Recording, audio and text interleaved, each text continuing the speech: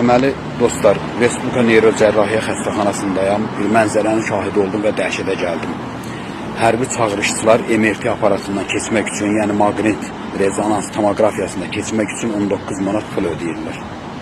Hərbiyə çağırılan gənclər. Bunlar zaten əksəriyyəti səhhətində problem olan uşaqlarda, ayağında, başında, necə deyim, belində, bunlar işləmə qabiliyyəti olmayan uşaqların 19 manat ödətdirirlər. 19 manat, yəni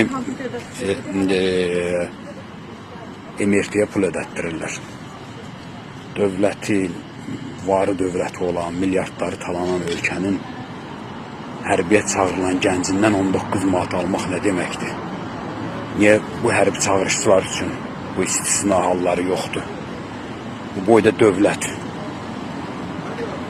hərbi gənc çağırışçının 19 manatına mı qalıb? Bu böyük bir rəzalətdir, dəhşətli formada.